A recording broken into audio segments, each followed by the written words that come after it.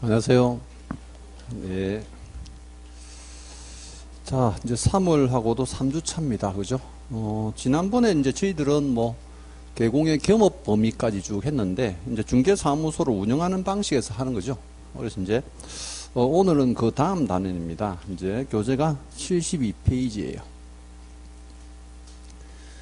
나중에 여러분들이 자격증 따고 나서 중개사무소 운영하실 때 어떻게 운영하느냐 하는 것들을 오늘 쭉 배웁니다. 이제 지난주에도 이제 사무소 설치, 겸업 범위 이렇게 했는데 개인들은 겸업 범위가 없죠. 이제 제한이 없습니다. 법인들은 제한이 있죠. 법인이 할 수 있는 업무 6가지를 잘 외우셔야 돼요. 저는 법 과목에 대해서는 꼭 이해하라고 생각은 안 합니다. 반드시 이해를 해야 되는 실제 과목이 있어요. 그게 공법하고 등기법인데 그 외에는 암기가 필수입니다. 암기가. 그래서 이제 잘 외우시면 돼요. 자, 오늘 72페이지 이제 개업공사 고용인의 신고 등 돼 있는데 여기도 이제 매년 한 문제 정도 출제가 되는데 가끔 많이 나올 때는 두 문제가 나와요. 그럼 고용인이라는 사람은 뭐예요? 고용인. 우리 개공이 고용한 사람이에요. 즉 이제 고용을 당한 사람이죠. 그럼 고용당한 사람이니까 직원이에요, 직원. 근데 우리가 이제 법인에 가보면 임원 또는 사원 있죠. 그럼 그 임원 또는 사원들은 고용인입니까? 아니에요. 법인에 고용된 사람이 아니냐 하고 이해할 수 있는데 그 사람들은 실제 표현 자체가요, 선임됐다고 그래요. 또 우리는 고용관계가 종료되면 직원이 나간 거죠. 근데 임원이나 사원은요, 해임이 됐다고 그래요.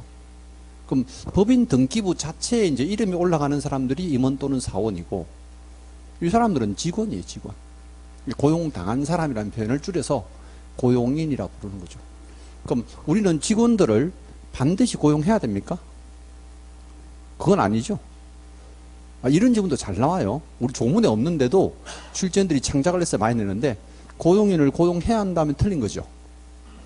고용인은 고용할 수가 있습니다. 그럼 요즘은 중개사무소가 혼자 하는 중개사무소 많죠. 1인 중개사무소 많아요. 소장님이 혼자 하시는데 이제 고용인을 고용을 하면 그때부터는 이제 의무와 책임이 따라와요. 조문도 딱 두 개예요. 개공이 무슨 의무를 부담하느냐, 두 번째 책임을 어디까지 책임지느냐는 거예요. 그래서 이제 두 문제가 나오면 이제 두 가지 파트에서 나눠냅니다. 의무 한 문제, 책임 한 문제 이렇게요. 이제 첫 번째가 의무사항인데 거기 72페이지 첫 번째 보세요. 고용인의 의대 있죠. 고용인은 종류가 두 가지입니다. 소속공사 있죠. 중개보조원 있죠. 어떻게 달라요? 자격증 가지고 따지죠. 소공들은 전부 다 자격증 있는 사람, 중개보조원들은 공사가 아닌 자죠. 어쨌든 요 두 사람을 고용할 수 있는데 2번 단락 보면요, 고용인의 고용신고 및 고용관계 종료신고, 이게 의무사항이에요. 그럼 개공은 만약에요, 고용인을 고용하면 일단 먼저 신고하셔야 됩니다.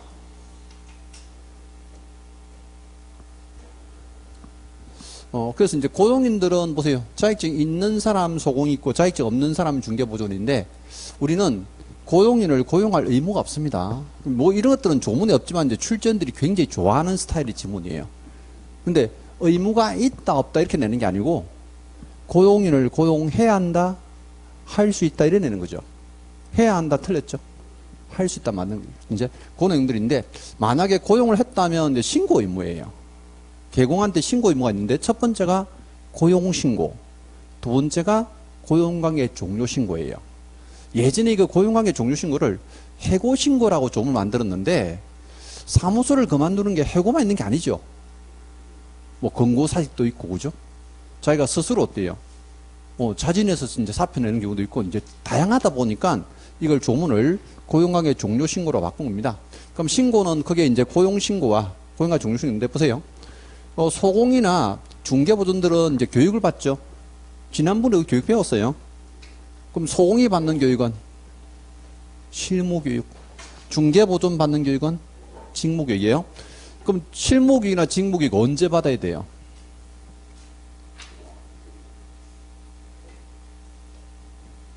고용하기 전에? 업무 개시 전? 2주 지나면 다 까먹죠, 원래는. 요거예요. 이 신고 의무라 돼 있잖아. 조문에서는요, 고용신고일 전 1년이래요. 업무 개시도 아니고 고용신고 전인데, 고용신고일 전 1년이래요. 이건 교육에서 많이 나오는데, 어쨌든 실무교육, 직무교육은 고용신고일 전 1년 이내입니다. 그럼 그렇게 이제 고용신고일 전 1년 이내 교육을 받은 사람을 뽑는 거죠. 그럼 뽑았다면 당연히 이제 신고해야 됩니다. 그죠? 근데 고용신고는 이제 어디다 합니까? 등록관청 하는 거죠. 당연히 등록관청이다. 뭐 이런 거 가지고 출제를 하지 않는데. 근데 우리 고용신고 실제 사무소에서요, 직접 해도 돼요. 구청 안 가도 돼. 그럼 어떻게 한다는 거예요? 예, 전자문서 신고 얼마든지 가능합니다. 전자문서 신고 할 수 있다는 거죠. 근데 고용신고는 언제 합니까? 하면요, 업무 개시 전입니다. 업무 개시 전에 고용신고 하는데, 거기 책을 보시면요, 동그라미 1번이에요. 자, 개업공사가 소공 또는 중개보존을 고용한 경우는 실무교육 또는 직무교육 써놨죠. 실무교육은 누가 받는 것? 소공이 받는 것. 직무교육은 중개보존 받도록 한 후 업무 개시 전까지 돼 있죠. 업무 개시 전까지인데 이거 10일이라고 엄청 많이 내요. 10일 이내에 신고해야 된다는 표현 엄청 많이 내요. 업무를 시작하기 전에 신고해야 됩니다. 요거는. 자, 그리고 세 번째 줄 보면요, 고용신고서에 의한 신고가 되는데, 전자문서란 글자 보입니까? 전자문서에 의한 신고를 포함합니다. 요거요. 그럼 이렇게 이제 고용신고하면 등록관청은요, 이 사람들이 교육을 받았는지 아니면 소공이 자격증이 있는지 어때요? 확인해야 되죠. 그 절차가 있어요. 그래서 이제 확인하는 절차가 있는데, 여기 보시면요, 시도지사가, 그죠? 자격증 준 사람이잖아. 그럼 시도지사에게 어때요? 자격 확인을 요청합니다. 그럼 결국은 무슨 얘기냐면, 우리가 고용신고할 때 자격증 사본 제출한다, 안 한다? 안 한다는 거죠. 그럼 지난주에 이제 쭉 배운 것까지 보면요, 자격증을 제출하지 않는데, 자격증을 제출한다는 게 세 군데 있댔어요. 이제 다 배웠어요, 이제 여기까지. 자, 우리 처음에 등록 신청할 때, 그럼 소당 되려면 등록 신청해야 되죠. 그럼 등록 신청할 때 자격증 안 내죠. 등록관청이 확인합니다. 요즘 전산으로 다 확인되니까 굳이 낼 필요 없다는 거예요. 또 분사무소 설치 신고할 때 책임자 있죠. 그럼 책임자도 자격증 안 내죠. 우리가 자격증 제출한다면 다 X예요. 그러니까 전산으로 확인할 수 있는 서류들은 다 안 내요, 요즘은. 그래서 이제 요거 자격 확인하고요. 또 실무교육이나 직무교육 받았는지 안 받았는지도 등록관청이 확인해요. 그럼 우리는 여기도 마찬가지예요. 교육 수료증 제출해야 된다, 안 해야 된다? 안 해도 돼요. 근데 이건 조심해야 돼. 왜냐면 여기는 교육 수료증을 제출하지 않는 걸로 돼 있는데, 분사무소 설치 있죠. 거기는 책임자의 실무교육 수료증 사본을 첨부하라 돼 있어요. 아직까지도 그쪽은 개정을 안 했어요. 이쪽은 개정해가지고 다 추스리는데, 이게 법이라는 게 조금 이제 맹점 있는 게요, 어떤 한 파트가 잘못되면 그 파트만 개정하거든요. 연관된 부분을 같이 개정을 안 해줘요. 공무원들이 왜 그렇게 할까요? 일을? 한꺼번에 다 개정하면 내년에 개정할 게 없어가지고 일거리가 줄으면 잘릴까봐 싶어서. 농담이죠. 이래서 이제 힘든 거예요. 원래 우리는요, 실무교육 수료증을 안 내도 돼요. 왜? 전산 확인이 다 되니까 등록관청이 확인할 수 있어. 근데 분사무소 설치할 때는 실무교육 수료증 사본을 제출하라고 돼 있는데, 그걸 개정을 안 해서 삭제를 안 했단 말이에요. 그럼 두 가지 조심해야 되죠. 실무교육 수료증 사본은 반드시 제출한다면 틀렸고, 제출하지 않는 경우 있죠. 그 분사무소 책임자는 제출해야 된다. 그랑 구분하셔야 돼요. 또 우리가 이제 등록관청은 결격 사유를 좋아합니다. 결격 사유가 뭐예요? 자격에 결함이 있다, 그죠? 미성년자나 피성년 흑인이 안 되죠. 그럼 진짜 중개업에 종사할 수 있는 사람인지 없는 사람인지 확인하는 건데, 실제 우리 시험에는요, 요 두 가지 엄청 중요해요. 그래서 근데 거기, 자, 동그라미 2번에요. 자격증 발급한 시도지사에게 소공의 자격 확인을 요청하죠. 자격증 사본 제출하지 않습니다. 그 개념요. 자, 그 다음 동그라미 3번 보면요, 등록관청은 법제 10조 따른 결격사 해당 여부, 결격이 있는지 없는지 조사해야지만요, 여기서는 중요한 게 이 교육 수료 여부 있죠. 아, 이거 꼭 확인한다는 거예요. 자, 그 다음 우리가요, 이게 직원들을 뽑을 때 반드시 한국 사람만 고용해야 돼요? 그건 아니죠. 우리 시험제도에도 국적 제한이 없죠.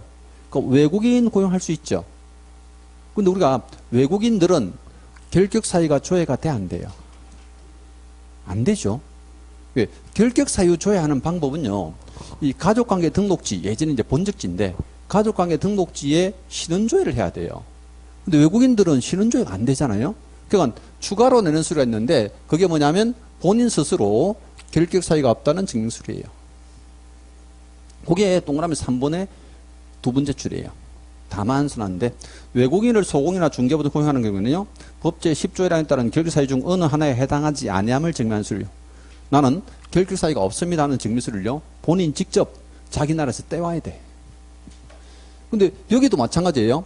외국인을 소속 공사로 고용하는 경우에는 자격증 사본을 첨부해야 된다. 이래 냈다니까요. 이쪽도. 우린 자격증 내는 경우는 없어요. 여러분들 자격증 따고 나면요, 자격증을 직접 들고 가서 제출하는 경우는 없어요. 그럼 자격증 따면 어디 놔둬야 돼?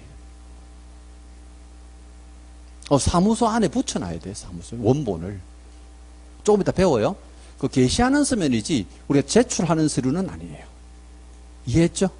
그래서 이제 고용신고는 요 내용입니다. 그럼 보세요.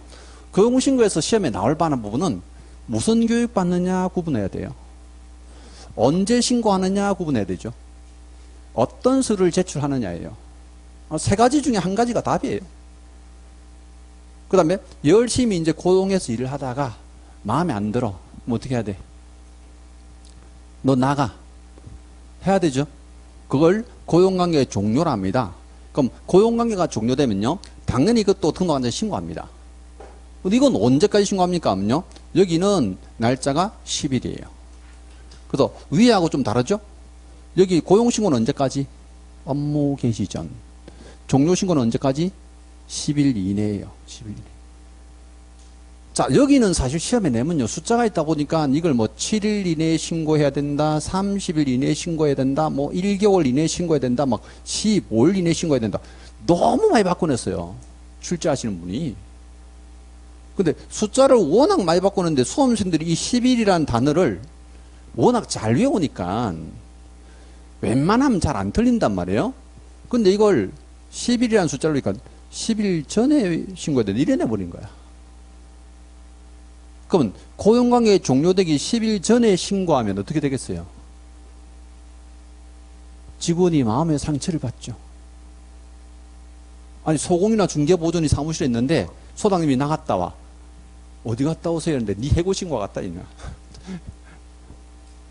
10일 전에 하면 돼, 안 돼? 아니, 절대 안 되죠. 그럼 언제예요? 내 보내고 나서 10일 안에만 하면 된다고. 내 보내고 나서. 그러니까 고용관계가 종료되고 난 뒤에 어때요? 10일 이내예요. 그래서 이제 거기 종료신고는 가장 중요한 게 날짜 10일입니다. 쌍갈로 이번에 종료신고는 10일. 근데 이게 이제 법적 의무다 보니까 위반하면 어떻게 됩니까? 업무중지. 그게 세 번째죠. 업무중지. 위반 시의 제재는 그렇게 썩 잘 나오는 건 아닙니다. 의무사항들만 잘 챙기시면 돼요. 그래서 이제 이게 의무사항 다입니다. 우리는 고용인들을 반드시 고용할 의무는 없다. 근데 고용했다면 고용신고해야 된다. 무엇을 받도록 한 후에? 교육을 받도록 한 후에. 그죠? 그 다음에 이제 언제 신고합니까? 업무 개시 전. 자격증이나 실제 이제 우리가 교육서류 여부 확인해 주죠. 우리가 제출하지 않습니다. 이거 제출해야 된다는 지문은 너무 많이 냈어. 실제로. 근데 애를 잘랐어. 고용가 종료됐죠? 언제까지 신고합니까? 10일요. 계속 하다 보면 외워져요. 아이고, 저래 많은 걸 어찌 외울까 하는데 더 많은 것들 많아요. 지난번 처음 수업할 때 암기표 받았죠? 암기표 외울 게 만만찮죠? 근데 나중에 결국은 다 외워져요. 20페이지가 넘던데 괜찮아요? 지금 책은 뭐 500페이지 넘는데 뭐. 500페이지 외우려 하면 이게 엄두가 안 나잖아요. 근데 20페이지는요, 계속 반복해서 쭉 하다 보면요, 나도 모르게 반쯤 외워져요. 그럼 20페이지 중에 본인이 10페이지만 하면 돼. 왜? 저절로 반은 외워진다니까요. 왜? 시험 때까지 이거 계속 할 거 아니야. 그죠? 반복을. 한 번 듣고 딱 외워지는 사람 잘 없어요. 그러니까 이제. 자, 그 다음에 세 번째 보면요. 중개보조원에 대한 고용상한제도 있는데, 이 중개보조원들은요, 사실은 인원수 제한이 있어요. 그럼 실제 이제 우리 소공들은 인원수 제한이 있어 없어요? 없죠. 중개보조원만 실제 인원수 제한이 있는데, 그럼 이 인원수 제한은 최근에 만들어진 법조문이에요. 그럼 왜 만들었냐면요. 우리나라 왜 전세 사기가 많이 벌어졌죠. 그래서 약 5년 전에 전세 사기를 일으키는 사람을 붙잡았는데, 가보니까 전부 다 중개사무소하고 결탁해서 하는 거야. 근데 전세 사기를 일으키는 사람이 다 자격증이 없어. 그럼 자격증이 없는데 중개사무소에 근무하면 뭐가 돼요? 중개보조원이죠. 근데 알고 보니까 그 중개사무소는 소당은 하나인데 중개보조원이 막 30명씩 돼 있는데 전부 사기꾼이에요. 무슨 뜻인지 알죠? 그러다 보니까 이게 중개사무소하고 결탁한 중개보조원들이 너무 사기를 많이 치니까 이 사람을 통제할 수 있는 인원수만 고용하게 만들어야 되겠다. 이건 법인이고 개인이고 똑같아요. 그래서 중개보조원은 몇 사람 합니까요? 개공과 소공을 합한 숫자입니다. 그 만약에 소공이 없어. 소공이 없고 개공 혼자서 사무소 운영하죠. 그럼 중개보조원 몇 명까지? 5배를 초과할 수 없다 돼 있으니까 5명까지 괜찮죠. 그럼 소공을 1명 고용하고 있어. 그럼 개공, 소공이 2사람이잖아요. 그럼 이때는 몇 명까지? 10명까지요. 자, 아직까지 인원수가 이렇게 이제 시험에 나온 적은 없는데 숫자가 돼 있으면 언제든지 이거 활용해서 인원수를 내요. 출제를 하니까. 그럼 개공과 소속공사가 실제 근무하는 중개사무소에 중개보조원은 5명 초과할 수 없다면 틀렸죠. 그 10명이에요, 10명. 개공에만 5명이 아니고 소공을 합한 숫자의 실제 어때요? 5배입니다. 5배. 근데 얘는 위반 시의 제재도 잘 나와요. 뭐 최근에 법률에 그러는데 73페이지 제일 위에 보세요. 위반 시의 제재가요. 개업공사가 중개보조원 고용상한을 위반한 경우에 행정처분으로서는 등록이 취소되며 돼 있죠. 무조건 등록 취소해버립니다.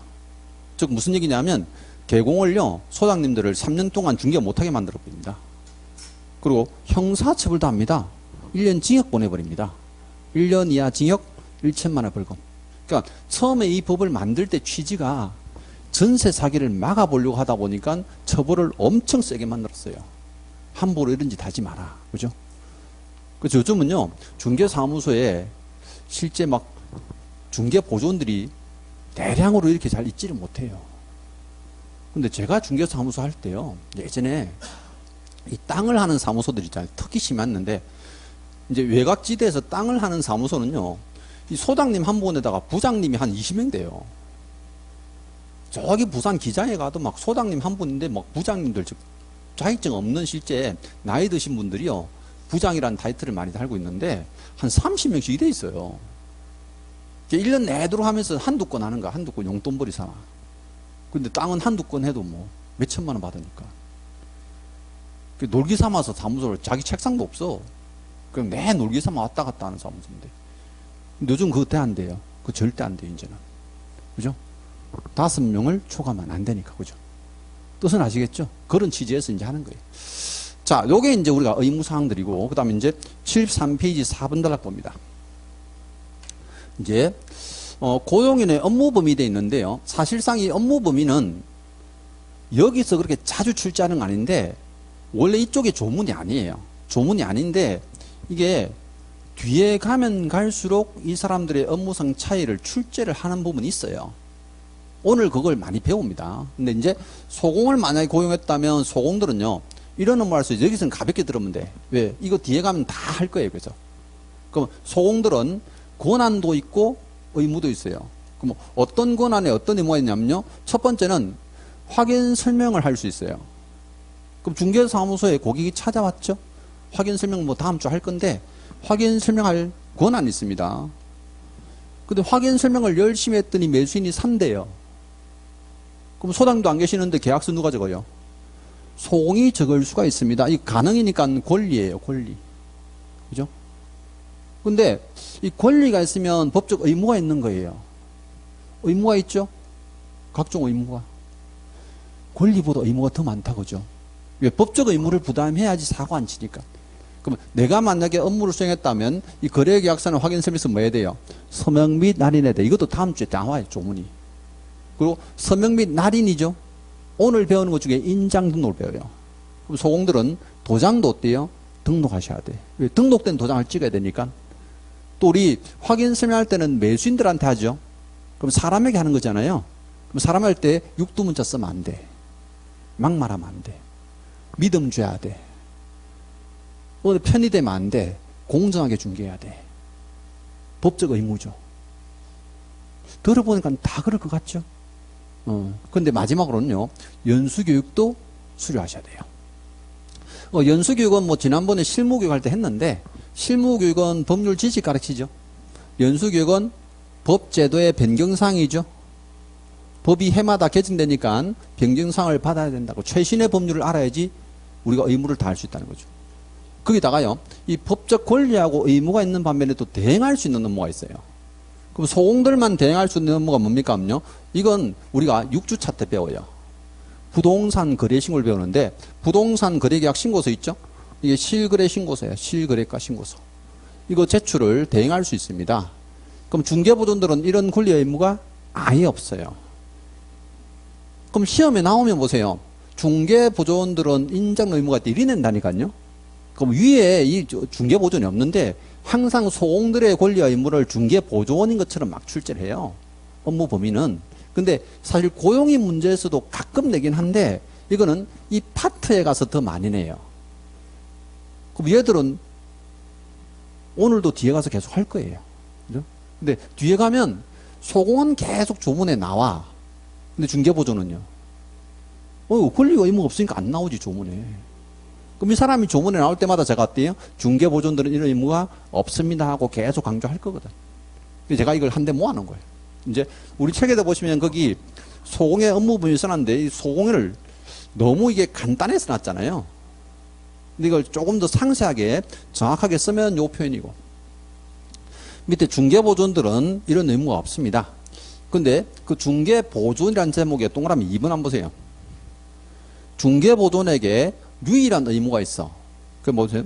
중개보존이 중개대상을 현장 안내를 하는 때 자신이 중개보존 사실을 의뢰인에게 고지해야 된다 이래 돼 있죠. 왜 우리가 중개보존들도 아파트 보유주로 같이 갈 수 있죠. 보러 갈 때 뭐라 해야 돼요? 나 자격증 없어요. 고지하셔야 됩니다. 그럼 안 하면 어떻게 됩니까? 500만 원 과태료 해요. 이거는. 그래서 이제 중개보존들은 요 의무 말고는 따로 의무가 없어요. 본인이 중개보존의 사실을 알려야 된다. 근데 사실은요, 우리가 현장에 가보시면 소장님도 현장 안내하죠. 소공들도 현장 안내하죠. 그럼 중개보존도 현장 안내하잖아요. 근데 개공이나 우리 소장님들이나 또는 실제 소공들은 현장 안내할 때 고지할 의무가 있다 없다? 없어요. 그럼 고지를 안 하면 당연히 자격증 있는 사람으로 판단하시면 돼요. 그럼 자격증이 없는 사람들은 현장 안내할 때 반드시 어때요? 나는 자격증이 없는 사람입니다 하고 고지를 하셔야 돼요. 왜? 그래야 그 사람들이 확인 설명하면 안 되거든. 무슨 뜻인지 알죠? 자격증 없는 사람들은 이 업무를 못하게 돼 있어요. 지금은. 그럼 가서 어때요? 가만히 있어야 돼. 근데 설명하던데 이런데 법은 그래도 잘 이제 하죠. 여러분들이 뭐 평생 살면서 법 위반 안 하고 살아요? 저도 뭐 수시로 위반하는데 법을. 법률이라는 게 사실요, 이게 이분들도 생계형 법률이잖아. 우리가 실제 도로가에 포장마차 하는 것도 위반이죠. 그 다 위반인데 생계형 실제 이제 위반으로 보고 이제 대부분 단속 잘 안 하잖아요. 이 사람들 때 생계형 위반이야. 그럼 생계형 위반이니까 여기서 중개보존 사실을 깜빡 잊고 안 알렸어. 그렇다고 형사처벌하고 그러면 안 되잖아요. 그래서 이제 가볍게 어때요? 500만 원 이하 과태료인데 500만 원 이하니까 보통 과태료 때리면요, 이게 3, 40만 원 이래 나와요. 500만 원이라고 막 500만 원 때리고 뭐 200만 원 때리고 이렇게 잘 안 해요. 관청에서도요, 이런 게 있잖아. 왜? 내가 500만 원 이하인데 얘가 너무 싫어가지고 500만 원 과태료 때렸잖아. 밤길 조심해야 돼. 사람이 하는 일이잖아요. 그 사람들도 일부러 그렇게 하고 싶은 마음은 없단 말이에요. 그죠? 그래서 이건 좀 가볍다. 근데 이 사람들은 제가 뭐랬어요? 아, 이거 처벌이 비슷하니까 조심해야 돼요. 바꿔내는 거. 얘들은 1년 징역이에요. 왜? 전세 사기 친댔잖아. 10명, 20명 모여가지고 짜고. 실제 전세 사기 친 이제 대범들을 잡았는데 7명이 중개보조원이었어. 그 당시 뉴스 나올 때. 그러니까 이건 처벌이 세죠. 그죠? 처벌조항에서 나오면 이것들이 조심해야 돼. 고용신고 안 하면 업무징인데 걔는 잘 안 내요. 벌칙에서는 아주 조심해야 되는 조문. 자, 이제 구분했죠? 이제 그 내용들이고. 그 다음엔요, 이제 개공의 책임입니다. 책임. 책임조항은, 거기 이제, 큰 단락 5번 보세요. 첫 번째를 봅니다. 고용인의 업무상 행위는 그를 고용한 개업공사 행위로 본다. 조문을 그대로 분석하면요. 직원이 업무상해를 했는데 그거 개공이 한 걸로 본다는 거죠. 그럼 만약에 직원이 업무상해를 했어. 너무 잘했어. 그럼 뭐 책임질 게 있나요? 개공도 잘한 거지 뭐. 그럼 여기서 업무상 행위를 했다는 의미에서요. 개공행위로 본다는 조문을 왜 만들었습니까? 직원이 잘못하면 네가 다 책임지라는 뜻이죠. 무슨 뜻인지 알죠? 간단히 얘기하면 직원 잘못이 네 잘못이야. 그럼 그렇게 이제 세 가지를 부담하는데요. 거기 따라서 보세요. 개업공사는 고용인의 업무상에 대해서 민사, 형사, 행정상 책임을 부담하게 된다. 세 가지를 다 부담합니다. 이건요.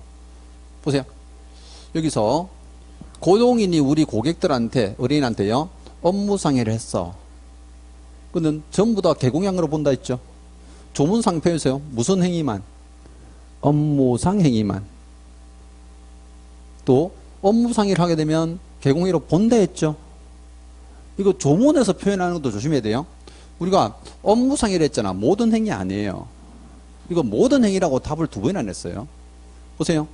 중개보조원의 모든 행위는 개공행위로 본다? 아니죠? 중개보조원의 모든 행위를 실제 개공이 책임져야 되면 같이 살아야 되죠. 말이 안 되는 얘기예요. 또 본다라는 의미가 뭐냐면요. 이게 간주한다는 건데 간주한다에 실제 이제 대치되는 표현이 추정한다예요. 뭐 이런 건 여러분들 이제 민법 시간이나 등기법 시간에 따로 배웁니다. 그죠? 추정력, 간주력이를 부르는데 만약에요. 추정력은 반대 증거가 있으면 뒤집어져요. 근데 본다는 게 간주력이라는데 본다고 한번 판결 내리거나 또는 조문이 있으면요. 아무리 반대 증거가 있어도 뒤집어질 수가 없어요. 어떤 의미냐면 직원 잘못이 네 잘못이다 했잖아요. 근데 개공이 아무 잘못이 없어. 지금 해외 출장을 한 보름 갔다 왔어. 내가 모르고 거짓 진술 절대 하지 말아 했는데 내가 잠깐 나갔다 온 사이에 지 혼자 사고 친 거야. 그럼 내가 책임 면합니까? 면할 수가 없다니까. 반대 증거가 있어도 안 깨진다고요. 그럼 네가 모든 걸 다 책임지라는 거죠. 그 개념이에요. 그래서 이제 조문은요. 업무상의는 개공회의로 본다라는 변증을 본다. 그렇죠? 근데 어디까지 책임집니까 하는 건데요. 뒤에 넘어가 보세요. 이제 74페이지. 자, 민사 책임이 있습니다. 민사 책임은요. 의뢰인들한테 손해가 났다는 거예요. 뭐 여기서 말하는 손해는 금전적 손해입니다. 정신적 손해는 아니에요. 그럼 금전적으로 손해가 나면 어때요? 손해 찍힌 직원들은 자기가 손해 끼쳤으니까 당연히 손해배상 책임이 있겠죠. 본인은 손해배상 책임이 있다는 거야. 근데 얘가 돈이 없어. 그럼 돈이 없으면 어떻게 됩니까? 개공 네가 책임지라고. 그럼 개업공사에게 이제 손해배상 책임이 있는데 개공은 아무 잘못이 없는데 그래도 책임지라고. 이게 뭐예요? 무과실 책임이에요. 그러니까 이쪽은 과실이 없다는 것을 입증하면 책임을 면한다 이렇게 지문서요. 과실이 없다는 사실을 입증해도 무조건 책임져야 돼요. 이거는. 그래서 두 번째 줄 보면요. 개업공사의 고의과실 관계없이 있어놨죠. 네가 몰랐더라도 아무 잘못이 없더라도 우리가 민법 상표는요. 아무리 선이더라도 무조건 책임지라는 거예요. 왜? 책임을 안 지면 의뢰인들이 만약에 전세 보증금이나 실제 매매 대금을 다 날리면 골치 아프니까. 그래서 이건 무과실 책임이라는 단어가 제일 중요하긴 하죠. 그런데 생각해 보세요. 자, 고객이 손해가 났어. 고용인은 돈이 없어. 개공은 나중에 뒤에 이제 다음 주 배우죠. 뭘 하고 있어요? 보증 설정이라는 거 하고 있죠. 우리 보증보험이나 공제가입하고 있잖아요. 그죠? 그럼 개공도 돈이 없어. 그럼 누가 줘야 돼? 보증기관이 당연히 이거 어때요? 손해배상금을 지급합니다. 그래서 직원 잘못이 개공 잘못이라고 표현한 거예요. 그럼 개공이 잘못이 있으면 무조건 보증 설정 금액에서 어때요? 지급을 하게 돼 있으니까 고객들은 빨리 손해를 배상받을 수 있잖아요. 그 개념이에요. 만약에 잘못한 사람에게 청구 안 하면 얘 돈 없다니까 지금. 돈 들고 튀었다니까 지금. 무슨 말 알죠? 그 개념에서 이제 보시면 돼. 여기 지금 조문 없는데 이렇게 연결하는 지문도 잘 내요. 보세요. 고용인의 업무상에 대해서 보증기관은 공제금 지급해야 된다. 맞죠? 지급해야 돼. 그럼 직원 잘못이 있더라도 지급해야 돼. 근데 지급하고 나면 개공한테 다시 받으러 와요? 이걸 말하죠. 구상권 행사합니다. 이건 나중에 법제 30조 가서 배울 겁니다. 그럼 직원 잘못으로 개공이 만약에 실제 보증 설정 금액에서 주고 구상권 행사 당하면 개공도 가만히 있을 수가 없잖아. 그럼 누구한테 받을 수 있다고요? 중개보조한테 받을 수 있습니다. 그걸 뭐라고 그래요? 구상권 행사한다고 그러죠. 구상권. 거기에 동그라미 2번이에요. 동그라미 2번. 두 번째 줄 보세요. 의뢰인에게 배상을 한 개업공사는 고용인에게 사후에 내부적으로 구상권 행사할 수 있다 되어 있죠. 구상권을 행사할 수 있다 이렇게도 지문 쓰지만요. 다시 받을 수 있다 이렇게도 씁니다. 한자를 한글로 풀었는데 무슨 뜻인지 몰라 틀렸습니다. 그럼요. 그 국어 공부 새로 해야지. 근데 원래 이게 법 과목이 용어가 힘들어요. 용어가. 그래서 법은요. 용어나 또는 말귀 알아듣는 게 거의 한 절반 이상이에요. 그러니까 어떤 분들은 막 처음 수업하면 멘붕 오는 사람이 있어. 왜? 뭔 말인지를 도저히 모르겠다. 앞에 쓴 강사가 한국말 하고 있는데 막 무슨 말인지 하나도 모르겠다는 사람 있죠. 그 말을 알아듣는 애가 조금 시간이 걸립니다. 그죠? 근데 특히나 이제 민법, 개론 같은 1차 과목은 용어들이 되게 낯설죠. 법학을 전공하지 않는 사람들은 다 그래요. 근데 그 말귀 알아듣는데 얼마나 걸리던가요? 한 2달 걸리던가. 왜 2달 걸릴 수밖에 없는 게 파트별로 나오는 용어들이 다 다르니까. 그죠? 한 2개월은 순환해야지 무슨 말인지 제대로 알았고, 이제 두 번째 순환할 때부터 이제 내용 파악이 돼요. 내용 파악이.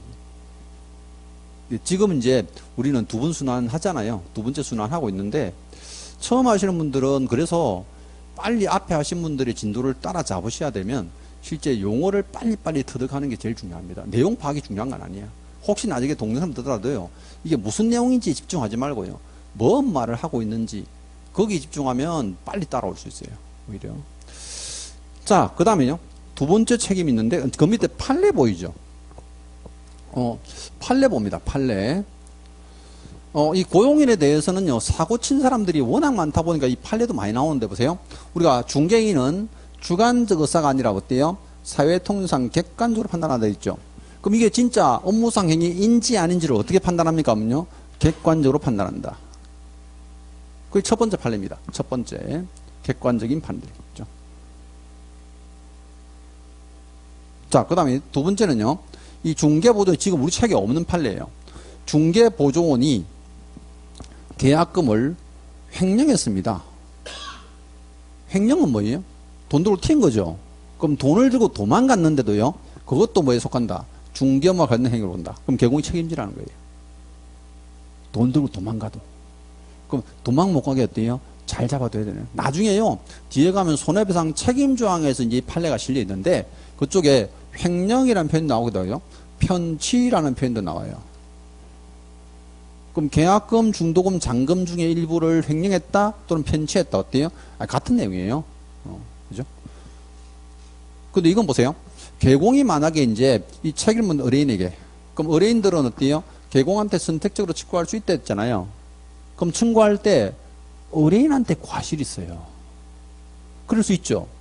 아니 원래 의뢰인들이 자기가 계약금을 안 맡겼으면 들고 튈 일도 없잖아요. 그럼 맡긴 니한테도 잘못 있는 것 같아. 그럴 수 있잖아요. 그럼 잘못 있으면요, 이게 개공이 손해배상금 지급할 때 과실만큼은 빼줍니다. 그게 뭐예요? 과실상계 법리를 적용합니다. 과실상계. 자, 거기에 이제 우리 책에는 2번 판례로 되어 있습니다. 2번 판례. 제일 결론만 보시면 세 번째 줄에 법원은 과실상계 법리에 쫓아 손해배상 책임이 그 금액을 정하면서 이를 참작해야 됩니다. 그럼 고객들한테 과실이 있으면요, 그 과실만큼은 빼고 지급하라는 거야. 이제. 그러면 일부 승소하는 거죠. 일부 승소. 이런 것들이 이제 이 업무상의 일을 어디까지 볼 것이냐는 판례에서 나온 겁니다. 판례. 자, 그 다음 책임은 형사책임입니다. 이 형사책임은요, 우리 행정, 형벌, 형벌이 줄여서 형사처벌이잖아요. 형사처벌. 그럼 위반했다는 거예요. 위반해서 행정, 형벌에 해당되면요, 위반을 한 사람은 당연히 이제 징역 또는 벌금을 받죠. 근데 이 문제는요, 만약에 이제 형사책임에 대해서 문제가 출제가 되면 이거 위반 행위가 무엇인지를 알아야 돼요. 그걸 모르면 이 문제를 못 맞춰요. 그럼 나중에 암기표에서 행정처분이나 벌칙을 외우셔야 돼요. 보세요. 고용인이 만약에 거짓된 은행으로 어린이에게 3천만 원 손해가 발생했습니다. 어디까지 책임집니까? 하고 출제한 거예요. 그러면 고용인이 만약에 거짓된 은행하면 거짓말 했잖아요. 그럼 이게 어떤 형사처벌 받아요? 1년에 1천만 원이에요. 그럼 우리 형벌이 1년에 1천만 원 말고 또 뭐 있어요? 3년에 3천만 원 있죠. 그럼 3년 이하 징역 또는 3천만 원 벌금을 처한다. 이래야 된다니까요. 그럼 이거 1년짜리인지 모르면 못 맞춘단 말이에요. 그래서 여기서요, 형사책임이나 행정처분은 위반 자체에 관한 처벌을 알아야 돼요. 이렇게 내면 난이도가 확 높아져요. 문제 자체가. 왜? 두 번째, 세 번째 파트까지 다 이제 접목을 해서 내거든요. 이 종합 문제 내는데, 나올 때가 됐어요. 이놈이 지금 나올 때가 됐어. 그래서 이제 나중에 문제풀이 할 때 연습을 많이 할 겁니다. 근데 어쨌든 위반 행위를 한 자신은 징역 또는 벌금 받죠? 근데 직원들도 어때요? 처벌하지만 개공도 처벌해요. 그럼 두 사람 다 처벌하죠. 그걸 뭐라고 표현한다? 양벌규정. 우리 형사책임은 양벌규정이에요. 우리 행정법들은 다 그래요. 행정법들은요, 여러분들이 이제 공법 배우잖아요. 공법에도 만약에 실제 직원들이나 사원들이 잘못하면 형사처벌 대상이 됐죠? 그럼 그 소속된 법인들은 다 벌금 나와요. 그 양벌규에 따라서 이제 형사책임은 어디까지 부담합니까? 하면요, 벌금형만 부담합니다. 아무 잘못도 없는 우리 소장을 징역 보낼 수는 없다는 거죠. 우리 소장님은 몸으로 떼어 돈으로 떼어. 돈으로 떼운다. 우리 몸으로 떼우지 않는다. 그럼 직접 잘못한 사람은 징역 또는 벌금 받고 그를 고용한 사람은 벌금형만 받는데요. 이 벌금을 안 받을 수도 있어요. 그게 책에 보시면 이제 74페이지. 자, 동그라미 1번에요. 세 번째 줄 보세요. 동그라미 1번의 세 번째 줄. 자, 뭐 고용인을 벌하는 외라고 돼 있는데 그를 고용한 기획공사도 해당 조에 규정된 벌금형에 처하게 된다 돼 있죠. 벌금형 받지 징역 받지 않습니다. 근데 다만 보세요. 기획공사가 고용인에 대한 주의 감독을 게을리하지 아니한 경우 처벌할 수 없다 돼 있죠. 이때는 주의와 감독을 열심히 해서 뭐 어때요? 처벌하지 않습니다. 즉 벌금 받지 않습니다. 여기만 실제 예외조항이 있어요.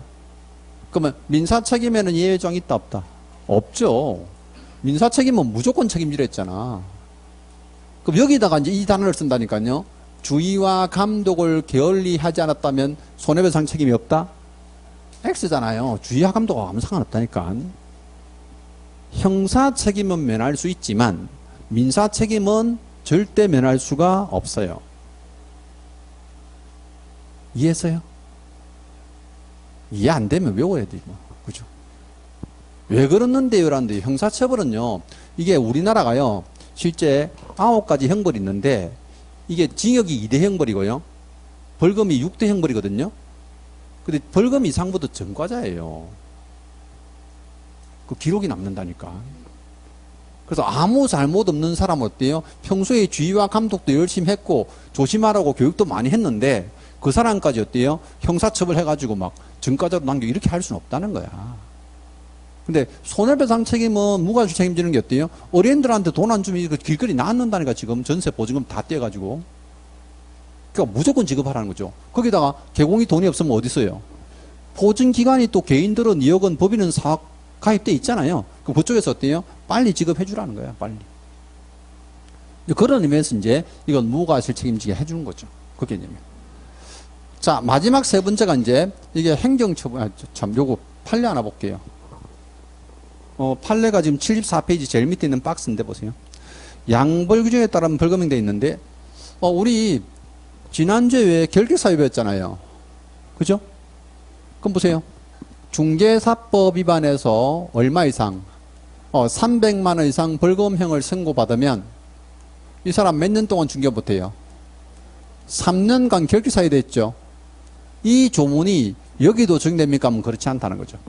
그래서 거기 지금 보세요. 양벌균에 따른 벌금인데 법제 10조 1항에 11호 돼 있는데 이게예요. 저는 책을 쓸 때요. 나중에 제 요약집 보면 알겠지만 10조 1항에 11호 이렇게 안 줘요. 중개사법 위반하여 300만 이상 벌금 선고받으면 3년 동안 중개 종사할 수 없다는 사유로 이렇게 줘요. 예, 법 조문 숫자를 어떻게 다 찾아가면서 공부를 해. 그러니까 무시하세요. 근데 혹시라도 여러분들이 실제 문제에서요. 법 조문하고 실제 숫자가 나오잖아요. 무시해버려요.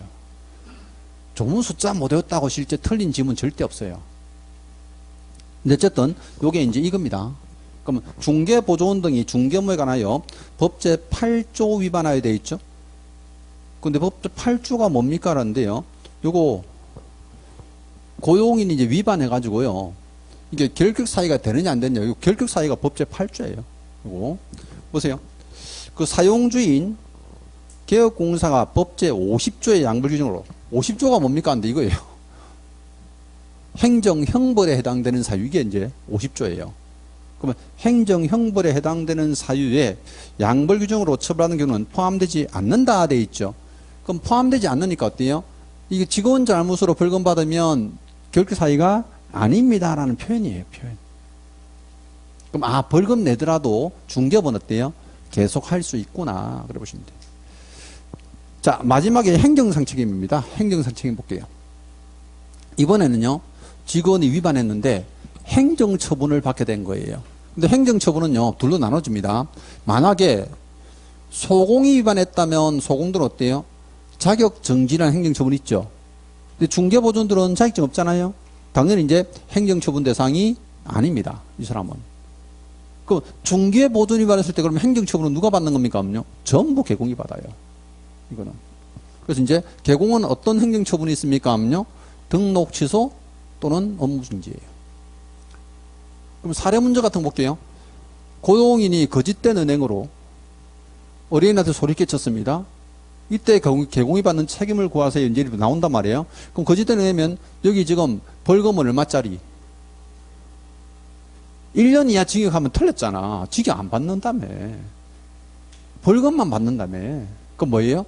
1,000만 원 이하 벌금이죠. 그럼 형사책임은 실제 벌금인데 행정처분은? 이거 상대적 등록 취소라니까. 그러면 등록 취소가 되거나 업무 중지되거나 둘 중에 하나예요. 등록 취소 또는 업무 중지 다 할 수 있어요. 이거는. 그러니까 이 거짓된 은행이요. 위반했을 때 어떤 처벌을 받는지를 모르면 이 문제를 못 풀어요. 사례에서 이게 제일 많이 나온 거야. 왜? 고용인들은 실제 고객한테 밥 먹듯이 거짓말 하거든. 맞죠? 중개사무소 가보면 밥 먹듯이 거짓말해요. 그럼 저보고 어떤 분이 물어봐. 선생님도 중개사무소 때 밥 먹듯이 거짓말했습니까? 예, 했어요. 자백해요. 그럼 나중에 형사처벌 하겠네요. 저는 소멸시효 다 지났어요. 시효가 다 지나서 형사처벌 안 돼요. 형법상 시효가 다 지났습니다. 지금 자백해도 처벌할 수가 없어. 도의상 책임은 져. 그죠?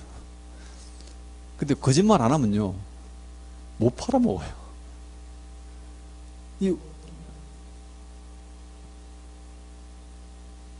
제가 제일 많이 한 거짓말은 이제 뭐 수업 시간에 질문은 나중에 좀 상가하시는데 제일 많이 한 거짓말은 매수인들이 물어보죠. 여러분 부동산 살 때 땅 같은 거 살 때 어떤 느낌으로 사요? 땅 살 때 이 땅이 좀 가격이 올랐으면 좋겠다는 마음으로 사잖아요. 그럼 저한테 물어보죠. 땅값 오르겠습니까? 물어봐요. 그럼 제가 뭐래요? 그래, 오른다 하지. 난 내린다는 적이 한 번도 없어요. 무조건 100% 오른다 하죠. 왜? 내린다 하면 누가 사겠어? 근데 그게 진실입니까? 거짓말입니까? 거짓말이에요. 왜? 나도 몰라. 모르는 걸 실제 오른다 하면 그건 거짓말이죠. 근데 안 그러면 중개가 안 되는데 뭐. 그나마 아직까지 한 번도 고소당한 적은 없어요. 왜? 우리나라 부동산의 특성상 비가역성이죠. 결혼 시간에 배우죠? 금액이 옛날 금액으로 돌아간다, 안 돌아간다? 절대 안 돌아가.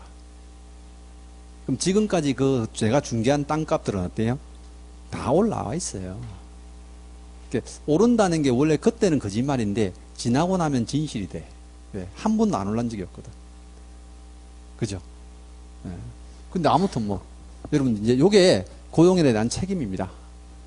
자, 우리 조금 전에 앞에 봤던 것들이 의무사항이잖아요. 고용신고, 고용관계 종료신고, 또 소공이나 중개보전의 업무 범위, 이런 것들이 한 문제고요.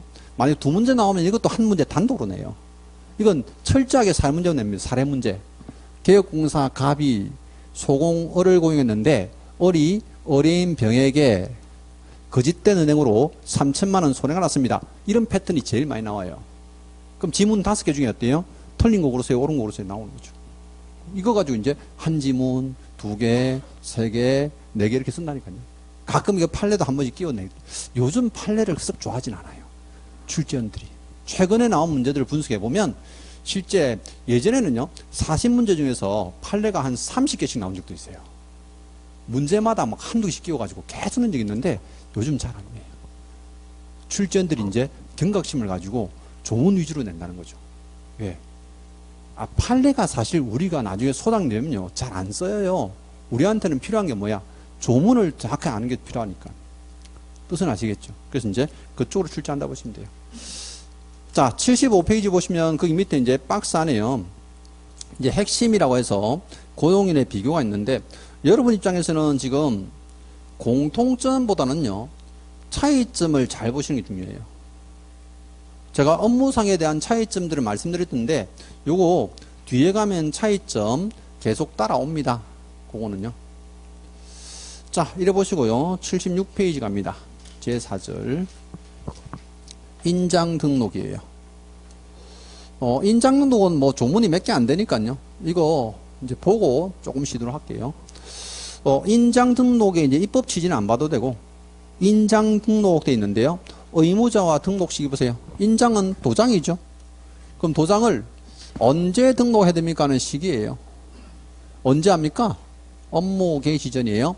우리 조금 전에 고용인에 대한 신고했잖아요. 그 고용인 신고도 언제? 업무 개시 전에. 업무를 시작하기 전에 합니다. 근데 이거 전자문서도 가능합니다. 요즘 뭐 인터넷이 워낙 발달되어 있으니까 사무소에 앉아서 하면 돼요. 안 가도 돼요. 근데 반드시 사무소를 가야 되는 게 있어. 전자문서로 안 되는 거는요, 이게 시험에 잘 나오긴 한데 되는 거 가지고 시험에 내는 게 아니고 안 되는 거 가지고 시험에 잘 내요. 그래서 이제 오늘 그 마지막 시간에도 휴폐업 신고 있죠. 등록증 반납해야 되니까 안 돼요. 중개사무소 이전 신고 있죠. 이거 등록증 반납해야 돼. 그러니까 반드시 관청에 뭘 제출해야 되면 어때요? 그건 가야 돼. 전자문서가 안 돼. 근데 제출하는 서류가 또 인터넷으로 확인되면 안 가도 되겠죠. 인터넷으로 확인이 안 되는 것들이란 말이에요. 그래서 여러분들은요, 인장등록은 이거 인장등록 신고서라는 서식을 내는 건데 전자문서로 가능하구나. 근데 예외 보세요. 업무 개시 전이 아니고 등록 신청 시에 같이 할 수 있고요. 그 두 번째 줄 끝에 보세요. 다만 써놨죠. 개혁공사는 등록 신청 시에도 같이 할 수 있고요. 소공들은 고용 신고 시에도 같이 할 수 있습니다. 자, 보세요. 우리 인장 등록 문제가 나오면요, 출제할 때 요거 보세요. 조문이 하여야 한다가 있고 할 수 있다가 있죠. 이거 뒤바꿔서 잘 내요. 그럼 이건 이제 개념을 가지고 생각하시면 돼. 자, 우리가 관청에 여러 번 가는 거 싫죠? 그러면 등록하러 갈 때 인장 등록을 한꺼번에 하면 편하죠? 근데 내가 요즘 머리가 깜빡깜빡해서 인장로 하는 걸 등록 신청할 때 할 수 있는데 못했단 말이야. 깜빡 잊고. 그럼 두 번 가야 되죠. 그럼 두 번째 갈 때는 언제까지 가야 돼? 그렇지, 업무 개시 전에. 그럼 등록 신청할 때나 고용신고 할 때 같이 할 수 있는데 그때 못했다면 반드시 언제까지는 해줘야 된다. 업무 개시 전까지는 해야 된다는 거죠. 이건 해야 돼. 그런데 할 수 있다를 실제 하여야 한다라고 뭐 너무 많이 출제하니까 이거는. 사실 인장 등록은요, 뭐 작년에도 한 문제 나왔지만 이게 조문이 몇 줄 안 되기 때문에요. 틀린 거 고르세요 하는 문제가 대부분이에요. 왜? 조문이 몇 줄 되지도 않는데 옳은 거 고르세요 하면 틀린 걸 4개 만들어야 되잖아. 문제 만들기 힘들다니까.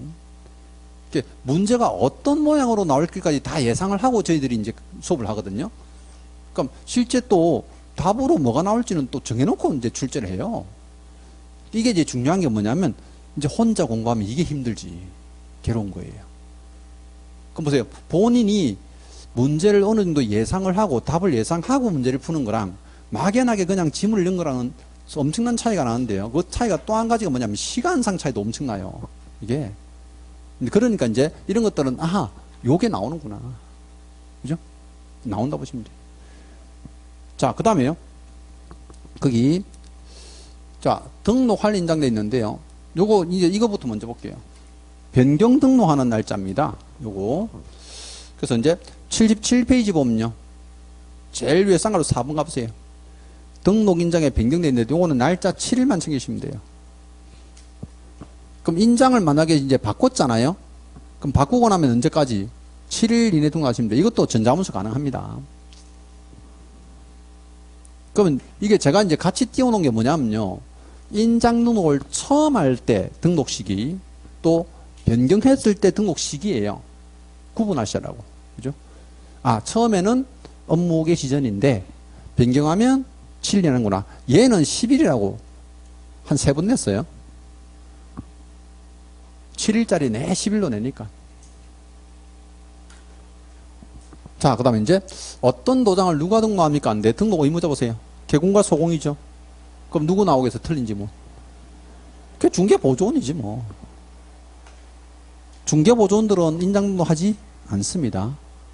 자, 근데 중개보조원 이제 내니까 수험생들이 너무 잘 맞춰. 그럼 다른 사람을 하나 뭐 틀릴 만한 사람을 줘야 되죠. 그걸 누굴 주느냐 하는 건데요. 보세요. 중개보조원들은 당연히 인장도 의무가 없어요. 근데 나중에 돼가면요. 우리 법인의 대표자 있죠. 우리 법인의 대표자는 자격증 있어 없어요? 있죠. 인장등록 해야 돼, 안 해야 돼? 안 해도 된다고. 얘를 이제 최근에 한 번씩 냈어요.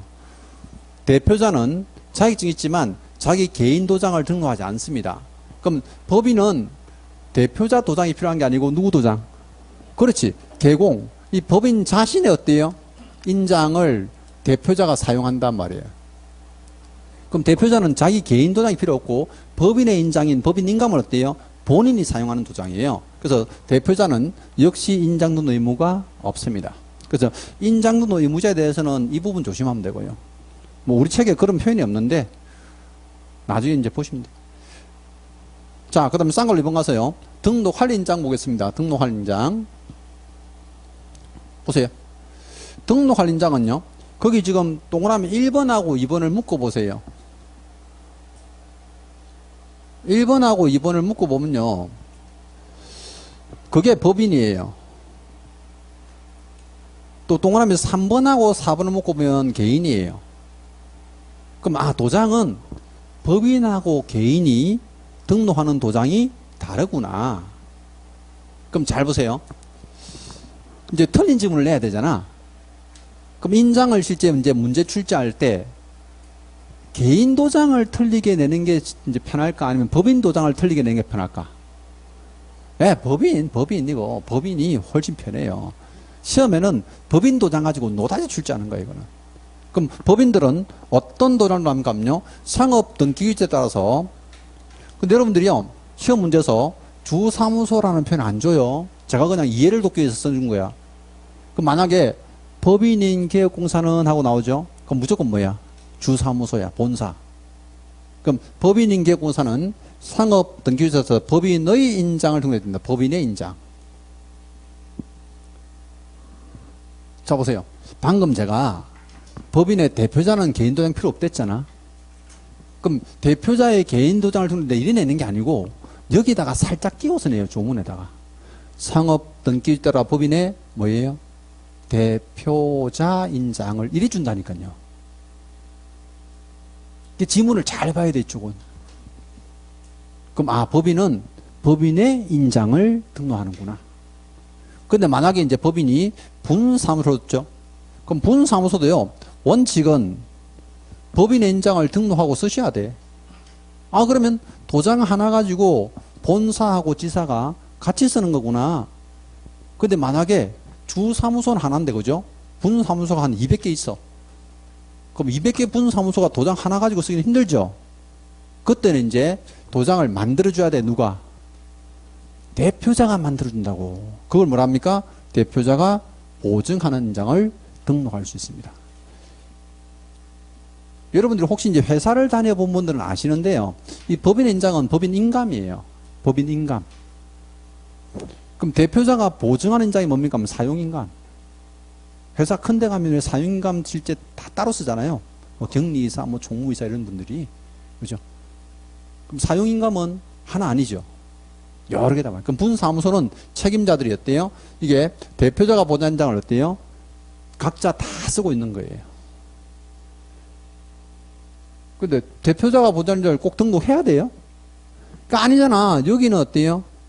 하회한다잖아. 여기는 어때요? 할 수 있다잖아, 또. 그럼 위에 하여야 한다를요 바꾸는 게 뭐죠? 이거 보세요. 고용신고 시나 등록신청 시에 할 수 있는데 해야 한다는 낸다 했죠. 해야 한다를 할 수 있다로 안 낸다니까. 근데 여기도 보세요.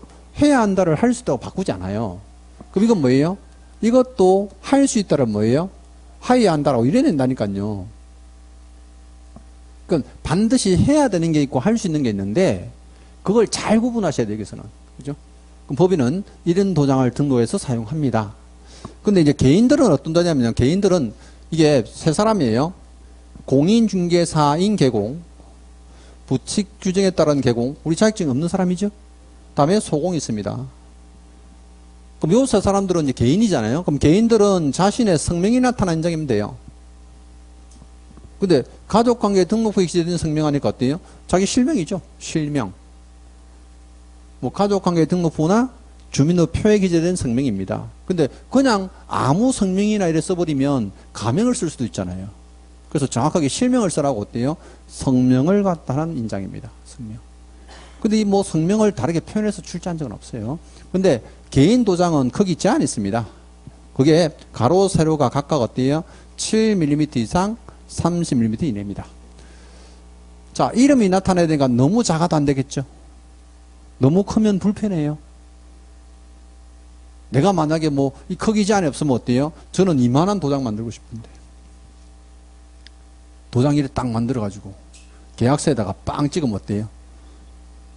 옥새다, 옥새. 불편하죠? 네. 근데 그런 의미에서 이제 7에서 30mm인데 그러면 중개사법에서는 법인 도장에 대해서는 제한이 없다, 그죠? 크기 제한이 없어요. 그럼 법인들은 자기 마음대로 크기를 만들어도 됩니까? 안 돼요. 이게 상업 등기규칙 가보면요. 여기도 7에서 30mm예요. 그럼 법인이나 개인이나 도장 크기 똑같아. 그죠? 너무 작아도 커도 안 된다는 거죠. 근데 여기서는 인장은 딱 구분하겠죠. 근데 보세요. 이 성명을 바꿔서 낸 적이 없는데 숫자가 있다 보니까 이건 바꿔서 낸 적이 10에서 30 틀린 지문 냈어요. 최근에도 이 지문은 작년에도 출제를 했어. 그러면 개인의 도장에서는 크기 말고 뭐 딱히 낼 만한 게 없어요. 근데 법인들은 다양하잖아. 등록을 해야 되는지 할 수 있는지. 근데 이렇게도 낸 적이 있다니까요. 법인행 계약공사의 주사무소에는 대표자가 보좌하는 자를 등록해야 된다. 이랬는 적이 또 있다니까요. 이 도장은 반드시 어디에서만 쓸 수 있어요? 분사무소에서만 쓸 수 있어요. 주사무소는 절대 안 돼, 이거는. 주사무소는 무조건 어떤 도장 써야 돼? 법인의 인장을 써야 돼. 이거 대표자 인장도 아니고 법인의 인장. 법인 도장 가지고 내 출제를 하니까. 근데 등록하는 방법이 또 달라요. 쌍으로 3번 가보세요. 인장 등록 방법은요. 자, 등록 방법이 법인 보세요. 법인. 첫 번째 줄이죠. 상업 등기에 따라 인감증명서 제출로 가름한다 돼 있죠. 그럼 법인들은 법정 서식을 내는 게 아니고 뭐 갖다 내야 돼요? 인감증명서 내야 되네. 인감증명서. 그 제가 말씀드렸잖아. 법인들은 법인인감을 쓰는데 분사무소는 사용인감 둘 다 인감이잖아요. 그러다 보니까 등기소 가셔가지고 인감증명서 발급받아서 제출하시면 돼요. 근데 이것도 안 보세요. 법인인계구사는 인감증명서 제출로 가름하지 않는다 이래낼까? 그 지문이 틀렸다는 느낌이 너무 많이 나잖아. 그럼 전부 다 이걸 개인에다가 낸다니까요. 그럼 개인들은 어떻게 승부합니까? 법정 서식을 내야 돼. 인장등록신고서 변경했다면 등록인장 변경신고서를 작성해서 제출합니다. 이거 무슨 뜻인지 알죠? 그럼 개인들은 서식을 직접 작성하고요. 거기다가 도장 찍어내야 되는데 보세요. 개인 여기 세 사람이죠. 소속 공사의 인장 등록은 인감증명 제출로 가름한다. X잖아요.